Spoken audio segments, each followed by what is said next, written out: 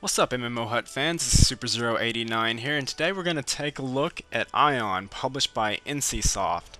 What we have here is the server selection screen, and there are 4 servers to pick from. I've played this game before, so I already have characters on a couple of servers. And some of these servers, you can only pick between, there are 2 factions in the game, of course, and you can only pick between, or you can only pick one of them because of faction imbalance, but I know for a fact one server allows me to pick between both factions. So we'll go ahead and select the top server here. And as you can see, now we can select between both factions. We have the Asmodeans and the Elios. And there's a bit of lore and storyline that goes behind each faction that I don't really have time to get into for this video.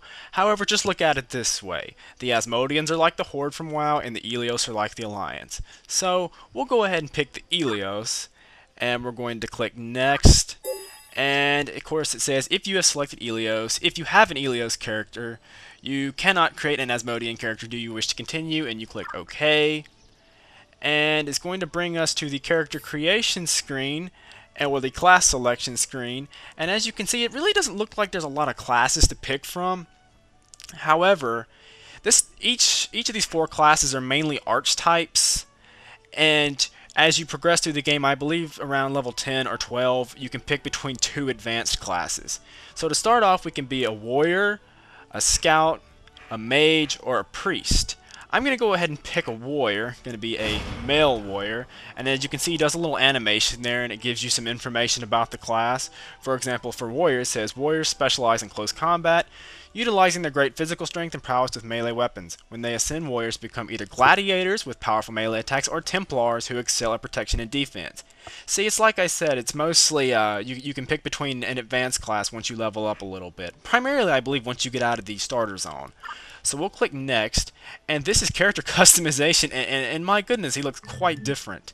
And this game has a huge character customization system. It's really, I could spend this entire video going over the character customization, is that in depth. And because I'm pressed for time, I don't have time to go through each and every little slider and bar in which I can change, but just to give you an idea, you can go from a basic character creation, or you can go to more of an advanced character creation, and you have tons of different sliders you can pick from. However, let's try to make this as basic as possible. We can choose between multiple body frames. So let's go with the athletic body frames, and he keeps that childlike face that looks kind of creepy. So let's hope. Okay, that looks good. So we'll just go with this face right here again, and we'll click create. Oh wait, I forgot to put in a character name. And it's not going to give me an option to randomize a name, so I'm going to randomize my own name. Just put in a bunch of letters, and okay, that name's obviously not taken. So there's my character, as you can see. Now click him and watch what happens. And I'm going to click start. Okay, what we're looking at here is the actual starter zone. This is the first thing you see when you create a new character. I had a little bit of trouble at the character creation screen inputting my PIN number because it wasn't a character-specific PIN number. It's actually an account-specific PIN number, and it had been a long time since I logged into my account, and I couldn't quite remember my PIN number. But I figured it out, and anyway, I actually went ahead and picked up a quest from this guy.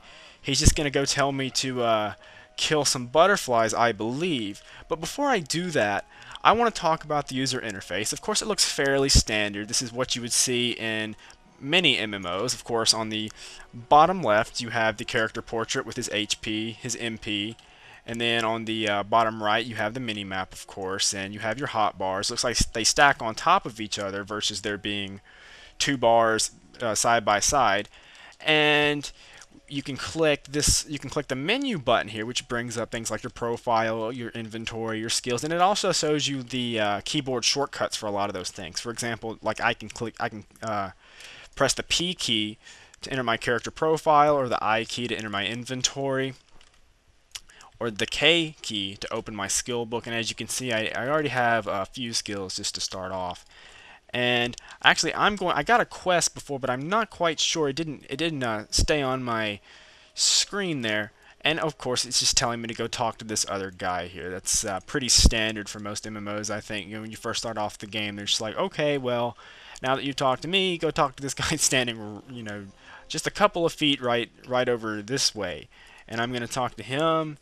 And I think I'm going to, okay, I've been challenged to a duel, but I hope I declined. because I really did not intend to be fighting anybody. Okay, he's just going to keep spamming me, challenging me to a duel, but I don't want to do that. I want to accept this quest. It's really frustrating. Okay, I have to kill... I have to hunt striped caribs in the plains. Striped caribs are these little guys over here, and if I'm not mistaken, I think I can just double left click and my character will automatically run, and it looks like he's doing exactly that, which is a nice feature if you like to play one-handed. It's definitely possible to do that. And I do believe that Aion allows you to click to move, but I think it might be something you have to change in the options. For some reason, since 3.0, I'm thinking you might not have that option anymore, but I really don't know why they would have taken that out. So again, I'm going to assume that they did, of course. And in terms of graphics, I generally think that Aion is a very pretty game artistically. In terms of textures, Aion has extremely high quality character models, but its environments have always been lacking. With the 3.0 update, Aion made some major improvements to its graphics, and I'm not currently running the improved client actually. It's a little bit laggy, especially with fraps, so I chose the regular client without the enhanced graphics, and the game still looks fairly good, I think. I'm not going to criticize this game's graphics, especially with it being released in 2009. It's a little bit older than some of the newer games out there. And okay, now I have to get some carob grain sacks, and this is a good time for me to mention something. This game, if you'll notice, doesn't really give you it doesn't really give you it doesn't tell you automatically where to go in terms of your quests, sort of. You have to click or you have to open the quest journal, if I can remember how to do it. You have to open your quest journal, and as you can see, certain things are highlighted in blue.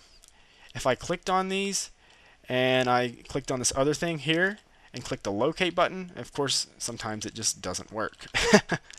So I guess I'm going to have to actually read this quest. That could be a criticism, depending on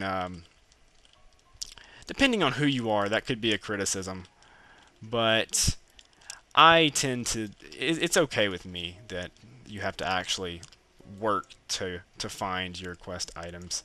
But I hope I can actually find them with minimal effort, because it would waste a lot of time in the video if I'm just running around looking for these things. And I think, okay, yeah, here they are right here. I can just click these, and I believe there's 3 of them right there to make it super simple. You know, pretty much idiot proof. Anybody can do this with minimal effort. And I got the grain sacks, and I'm going to go back and talk to the guy. One thing, the mini map and the large map, of course, which you can click by pressing the M button, it does actually show you where your quest NPCs are, so you don't have to memorize their location. So I'm going to right click this guy and click to turn in the quest. He's going to give me some money and some experience, and I'm going to get another quest from him, and he's going to tell me to report to this chick named Paulina, who is way over this way. So I'm just going to walk to my NPC here, and while I'm walking, of course, you can sort of see a little bit more of the game world as I get away from the where I started out, and you can see quite a ways into the distance. The game has an impressive draw distance. Again, artistically speaking, Aion is definitely a very pretty game. But while we're on our way to talk to Paulina, who's in this town over there, you can sort of see it from where I'm standing, right over there in the center of the screen where you see that building. I'm actually going to complete some quests on the way there. So I'm going to talk to this guy, see what he has to say. And I have to kill some, have to bring some grain snuffler tails. So let's see if we can locate them. They should be right around, according to the quest, they should be right around this area. And there's one right there. So in other words, so again, this is just another kill collect quest. Aion, in that regard, Aion is actually very standard. You have your basic kill collect quest, but at least it's questing. If you like questing in your MMOs, some people prefer straight grinding, and well, you can do that in Aion. It's actually a lot more viable to straight up grind in Aion than it is in several MMOs, several newer MMOs. But for those of you that do like quest-based leveling, it is definitely possible, and it is definitely a viable way to level. And it's pretty much what you'll start out doing. And you know, of course, You can do some grinding as you progress through the levels, but initially you're going to be doing some questing. Okay, now I took a lot of damage there, but I have some bandages which I can use. If I can either click them or I can just press the 4 key, which activates the skill on my hotbar. So I'm going to do that, and of course I'm going to heal myself before I attack the last grain snuffler. There he is right there. And one thing that sort of does irritate me about this game is the way the quest journal works. I always get confused because sometimes you'll accept a quest and it doesn't automatically stay on your hotbar. You have to click the little check mark. And if you forget to do that, a lot of the time, a lot of times you're going to be you'll either completely forget about your quest or you're simply going to be wondering what happened to it. So it can be a little bit confusing. This game kind of does things a little bit differently than what a lot of people are used to. But I'm about to finish attacking this little dude here. And okay, I've got my grain snuffler tails. Now I'm gonna go turn in the quest. And he's right over this way. Looks like he's doing a bit of fighting on his own. Let's help him out here. Or his oh, that's not him. That's a that's another farmer, but he looks just like him. Let's talk to this guy, see what he has to say. And okay, I got money and quest items. Now, of course, there's another quest, but we're running low on time, so I'm just going to go ahead and run to the town. And I pan my camera up a little bit, and again, you can see this game, artistically speaking, very nice looking skybox. I guess my one criticism is that skybox is fairly static. It just looks it looks more like a painting than an actual sky, but it is pretty to look at.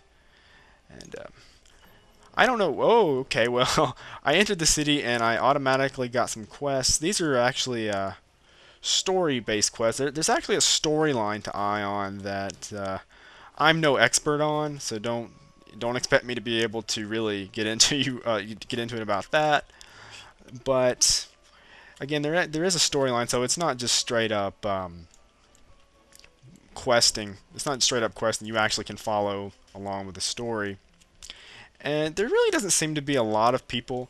I mean, I've ran across a few players in the starting zone, but at least in terms of new players, even though the game is free to play, it's been out for a while. The free to play system has been out for a while. I think since April, maybe. So naturally, there's probably not going to be a lot of people in the starting zone, but I do believe that there's a lot of people playing the game in general. One negative, though, is all the chat spam that I don't know if you can actually see, but there's quite a bit of chat spam going on from gold farmers because obviously, well, the game is free to play, and there's not a whole lot that's keeping them out of the that's keeping them away.